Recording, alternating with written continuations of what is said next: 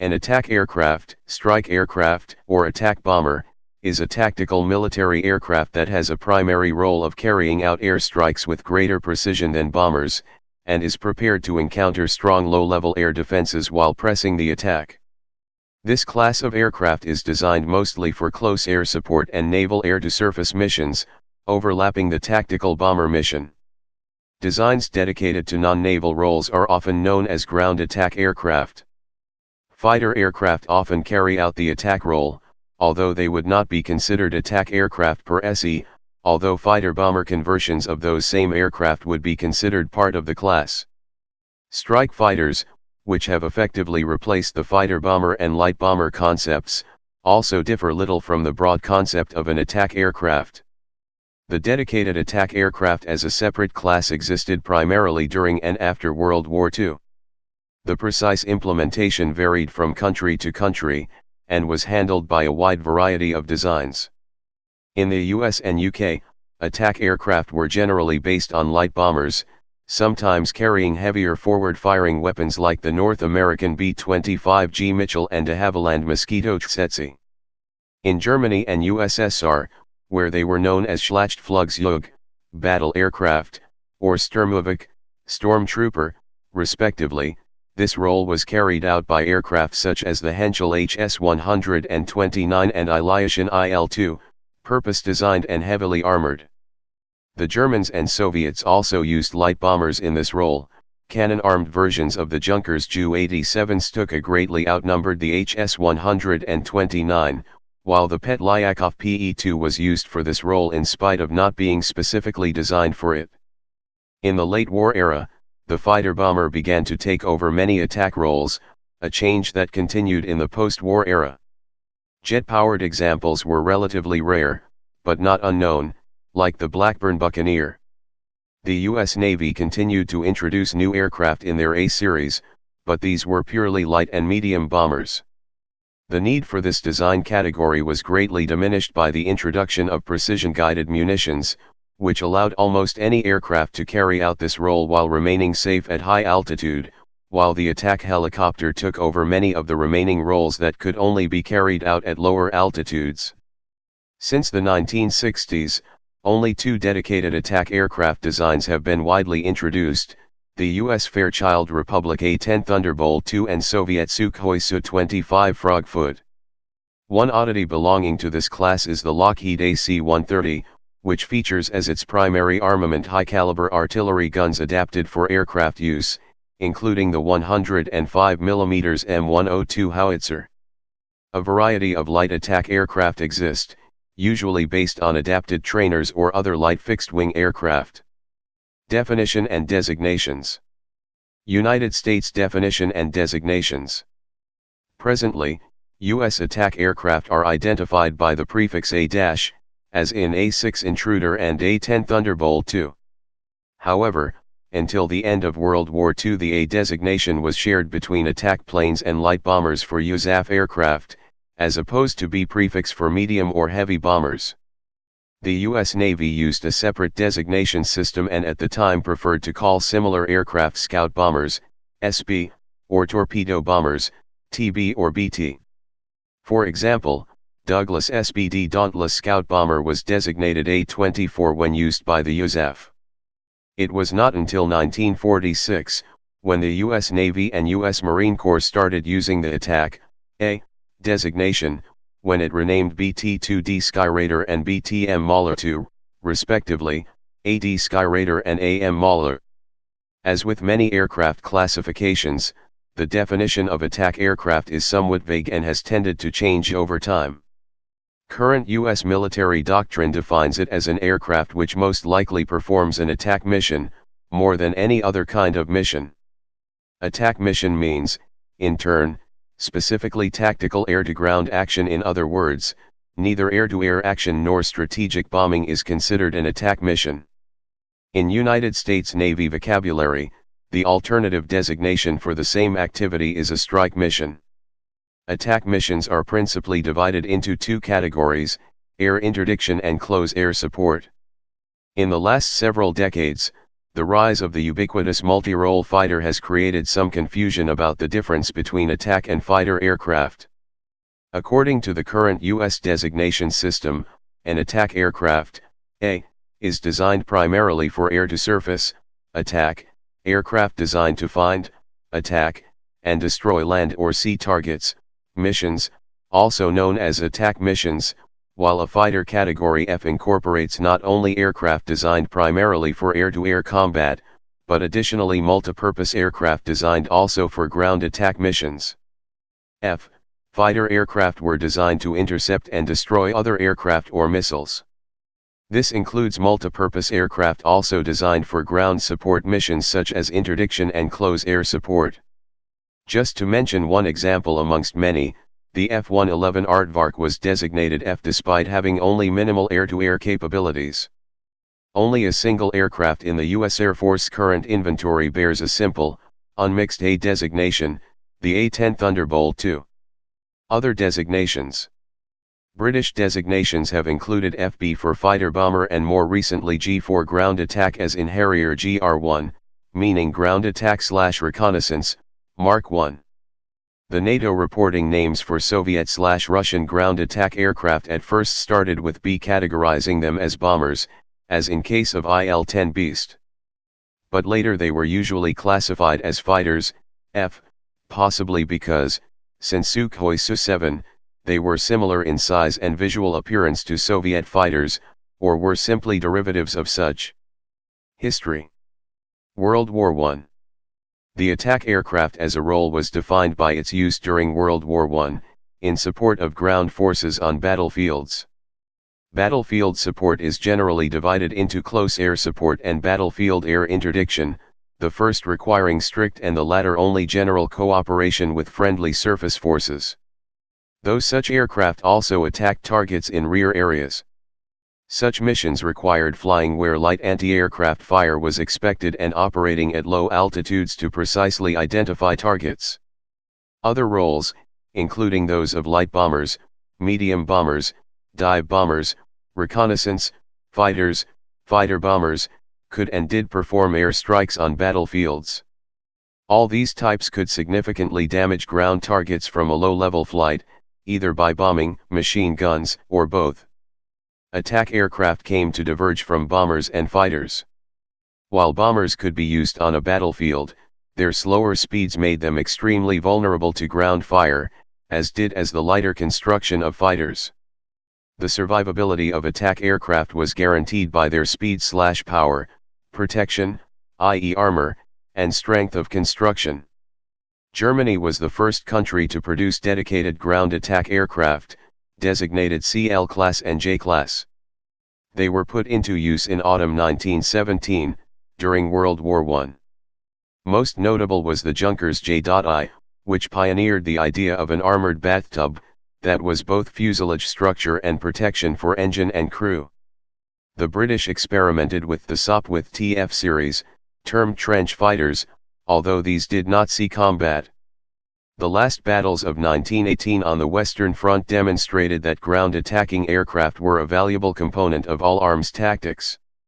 Close support ground strafing, machine gunning, and tactical bombing of infantry, especially when moving between trenches and along roads, machine gun posts, artillery, and supply formations was a part of the Allied Army's strength in holding German attacks and supporting Allied counterattacks and offensives. Admittedly, the cost to the Allies was high, with the Royal Flying Corps sustaining a loss rate approaching 30% among ground attack aircraft. 1919 to 1939. After World War I, it was widely believed that using aircraft against tactical targets was of little use other than in harassing and undermining enemy morale. Attacking combatants was generally much more dangerous to aircrews than their targets, a problem that was continually becoming more acute with the ongoing refinement of anti-aircraft weapons. Within the range of types serving attack roles, dive bombers were coming to be seen as more effective than aircraft designed for strafing with machine guns or cannons. Nevertheless, during the 1920s, the U.S. military, in particular, procured specialized attack aircraft and formed dedicated units, that were trained primarily for that role. The U.S. Army Engineering Division became involved in designing ground attack aircraft. The 1920 Boeing GA-1 was an armored twin-engine triplane for ground strafing with 8 machine guns and about a ton of armor plate, and the 1922 Aeromarine PG-1 was a combined pursuit, fighter, and ground attack design with a 37 mm gun. The United States Marine Corps Aviation applied close air support tactics in the Banana Wars. While they did not pioneer dive bombing tactics, Marine aviators were the first to include it in their doctrine during the United States occupation of Haiti and Nicaragua. The United States Army Air Corps was notable for its creation of a separate A- designation for attack types, distinct from and alongside B-4 bomber types and P-4 pursuit, later replaced by F-4 fighter aircraft. The first designated attack type to be operational with the USAC was the Curtiss A-2 Falcon. Nevertheless, such aircraft, including the A-2's replacement, the Curtiss A-12 Shrike, were unarmored and highly vulnerable to AA fire. The British Royal Air Force focused primarily on strategic bombing, rather than ground attack. However, like most air arms of the period, it did operate attack aircraft, named Army Cooperation in RAF parlance, which included the Hawker Hector, Westland Lysander, and others. During the 1930s, Nazi Germany had begun to field a class of Schlacht, battle, aircraft, such as the Henschel HS-123. Moreover, the experiences of German Condor Legion during the Spanish Civil War, against an enemy with few fighter aircraft, changed ideas about ground attack. Though equipped with generally unsuitable designs such as the Henschel HS-123 and cannon-armed versions of the Heinkel He-112, their armament and pilots proved that aircraft were a very effective weapon, even without bombs. This led to some support within the Luftwaffe for the creation of an aircraft dedicated to this role, resulting in tenders for a new attack aircraft. This led to the introduction, in 1942, of a unique single-seat, twin-engine attack aircraft, the slow-moving but heavily armored and formidably armed Henschel HS-129 Panzerknacker, safecracker/tank cracker. In Japan, the Imperial Japanese Navy had developed the Ika D-3A dive bomber, based on the Heinkel He-70, and the Mitsubishi B-5M light attack bomber. Both, like their U.S. counterparts, were lightly armored types, and were critically reliant on surprise attacks and the absence of significant fighter or AA opposition. Perhaps the most notable attack type to emerge during the late 1930s was the Soviet Ilyushin IL-2 Sturmovik, which became the most produced military aircraft type in history. As World War II approached, the concept of an attack aircraft was not well defined, and various air services used many different names for widely differing types, all performing similar roles, sometimes in tandem with non-attack roles of bombers, fighters, reconnaissance, and other roles. Army Cooperation. The British concept of a light aircraft mixing all the roles that required extensive communication with land forces, reconnaissance, liaison, artillery spotting, aerial supply, and, last but not least, occasional strikes on the battlefield. The concept was similar to front-line aircraft used in the World War I, which was called the CL class in the German Empire. Eventually the RAF's experience showed types such as Westland Lysander to be unacceptably vulnerable, and it was replaced by faster fighter types for photo reconnaissance, and light aircraft for artillery spotting. Light bomber. During the interwar period, the British considered that in a future war it would be France that would be the enemy. For the light day bomber they had the Ferry Battle, which originated in a 1932 specification. Designs in 1938 for a replacement were adapted as a target tug. The last British specification issued for a light bomber was B.20/40, described as a close army support bomber capable of dive bombing and photo reconnaissance. However, the specification was dropped before an aircraft went into production. Dive bomber. In some air services, dive bombers did not equip ground attack units, but were treated as a separate class. In Nazi Germany, the Luftwaffe distinguished between the Stuka, Sturtkampf-dive bombing units, equipped with Junkers Ju-87 from Schlacht, battle, units, using strafing/low-level bombing types such as the Henschel HS-123. Fighter bomber. Although not a synonymous class with ground attack aircraft, fighter bombers were usually used for the role, and proved to excel at it, even when they were only lightly armored. The Royal Air Force and United States Army Air Forces relegated obsolescent fighters to this role, while cutting-edge fighters would serve as interceptors and establish air superiority.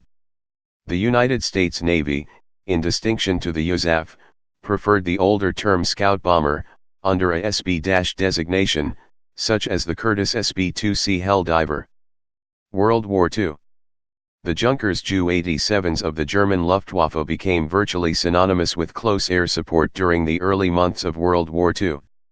The British Commonwealth's Desert Air Force, led by Arthur Tedder, became the first Allied tactical formation to emphasize the attack role, usually in the form of single-engine Hawker Hurricane and Curtiss P-40 fighter bombers or specialized tank busters, such as the Hurricane MKIID, armed with two 40mm Vickers S guns, notably No. 6 Squadron RAF. At around the same time, a massive invasion by Axis forces had forced the Soviet Air Forces to quickly expand their army support capacity, such as the Ilyushin IL-2 Sturmovik.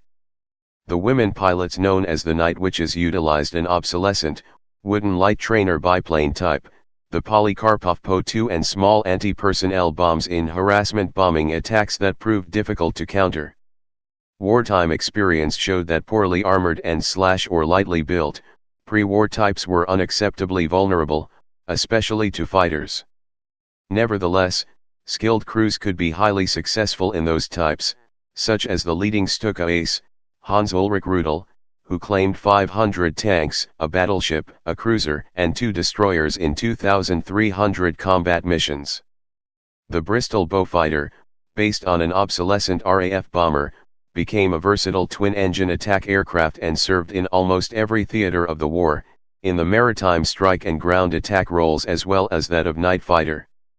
Conversely, some mid-war attack types emerged as adaptations of fighters, including several versions of the German Focke-Wulf FW-190, the British Hawker Typhoon and the US Republic P-47 Thunderbolt. The Typhoon, which was disappointing as a fighter, due to poor high-altitude performance, was very fast at low altitudes and thus became the RAF's premier ground attack fighter. It was armed with 4 20mm cannon, augmented first with bombs, then rockets. Likewise, the P-47 was designed and intended for use as a high-altitude bomber escort, but gradually found that role filled by the North American P-51 Mustang, because of its much longer range and greater maneuverability. The P-47 was also heavier and more robust than the P-51 and regarded therefore, as an energy fighter, ideal for high-speed dive and climb tactics, including strafing attacks. Its armament of 8 0.50 caliber machine guns was effective against Axis infantry and light vehicles in both Europe and the Pacific. While machine guns and cannon were initially sufficient, the evolution of well-armored tanks required heavier weapons. To augment bombs, high-explosive rockets were introduced, although these unguided projectiles were still barely adequate because of their inaccuracy. For the British RP-3, one hit per sortie was considered acceptable. However, even a near miss with rockets could cause damage or injuries to soft targets, and patrols by Allied rocket-armed aircraft over Normandy disrupted or even completely paralyzed German road traffic. They also affected morale, because even the prospect of a rocket attack was unnerving. The ultimate development of the cannon-armed light attack aircraft was the small production run in 1944 of the Henschel HS-129B3, armed with a modified PaK-40 75mm anti-tank gun. This weapon, the Bordkanon BK-7,5, was the most powerful forward-firing weapon fitted to a production military aircraft during World War II. The only other aircraft to be factory-equipped with similar guns were the 1,420 maritime strike variants of the North American B-25 Mitchell G/H, which mounted either a M4 cannon, or lightweight T-13E1 or M5 versions of the same gun. These weapons, however, were hand-loaded, had shorter barrels and slash or a lower muzzle velocity than the BK7,5 and, therefore, poorer armor penetration, accuracy, and rate of fire. The BK7,5 was unsurpassed as an aircraft-fitted gun until 1971, when the four-engine Lockheed AC-130E Spectre, equipped with a 105mm M102 howitzer, entered service with the U.S. Air Force. Post-World War II.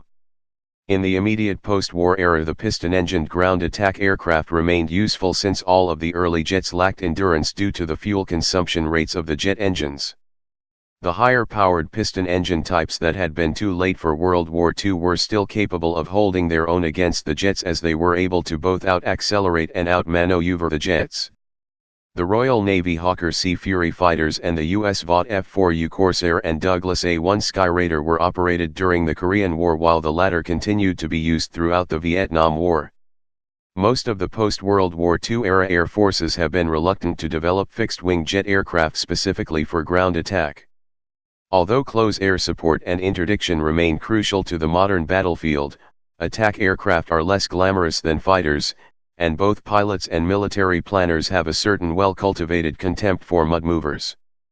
More practically, the cost of a specialized ground attack aircraft is harder to justify as opposed to having multi-role combat aircraft. This by no means meant that there were no jet attack aircraft designed. The Douglas A-3 Skywarrior and North American A-5 Vigilante were designed for aircraft carrier-based nuclear strike roles, while the Grumman A-6 Intruder, Vought A-7 Corsair II, Sukhoi Su-25, A-10 Thunderbolt, Panavia Tornado, AMX, Das Alte Attendard and Super Attendard and numerous other less well-known aircraft have been designed specifically for ground attack, strike, close support and anti-armor work, with little or no air-to-air capability integrated into the design. More recently, apart from the multi-role fighter aircraft often employed, ground attack has become a task of converted trainers, like the Bayhawk or Aero L-39 Albatros, and many trainers are built with this task in mind, like the CASA 101 or the Aermacchi MB339. These are popular with air forces which cannot afford to purchase more expensive multi-role aircraft, or who don't wish to risk the few they have obtained on risky ground attack missions. The division of aircraft between the U.S. Army and the U.S. Air Force was that latter had been generally allocated all fixed-wing aircraft, while helicopters were under control of the former. This was governed by the Key West Agreement. The Army, wishing to have its own resources to support its troops in combat and faced with a lack of Air Force enthusiasm for the ground attack role, developed the dedicated attack helicopter. Recent history. Of 9 A-64 Apaches, 1 A-60 Black Hawk and 4 Air Force MH-53J Pavlo helicopters. The purpose of this mission was to create a safe corridor through the Iraqi air defense system. The attack was a huge success and cleared the way for the beginning of the Allied bombing campaign. One concern involving the Apache arose when a unit of these helicopters was very slow to deploy during U.S. military involvement in Kosovo. According to the Army Times, the Army is shifting its doctrine to favor ground attack aircraft over attack helicopters for deep strike attack missions because ground attack helicopters have proved to be highly vulnerable to small arms fire. The U.S. Marine Corps has noted similar problems. In the late 1960s, the United States Air Force requested a dedicated close air support (CA) plane that became the Fairchild Republic A-10 Thunderbolt II. It eventually became a primarily anti-armor weapon with limited capability in the interdiction and tactical bombing role, and even in the anti-tank role it initially met with mixed feelings. The A-10's performance during Operation Desert Storm negated these criticisms. It remained the only dedicated fixed-wing ground attack aircraft in any U.S. military service. Overall U.S. experience in the Gulf War, Kosovo, Afghanistan, and Iraq War has resulted in renewed interest in such aircraft. The U.S. Air Force is currently researching a replacement for the A-10 and started the OAX program to procure a light attack aircraft. The Soviet similar Sukhoi Su-25, Frogfoot, found success in the flying artillery role with many air forces. The UK has completely retired the Bay Harrier II in 2011, expecting to obtain the F-35 in the near future. It retains its fleet of Panavia Tornado dedicated attack reconnaissance aircraft and Eurofighter Typhoon multi-role fighters. Please subscribe and thanks for watching.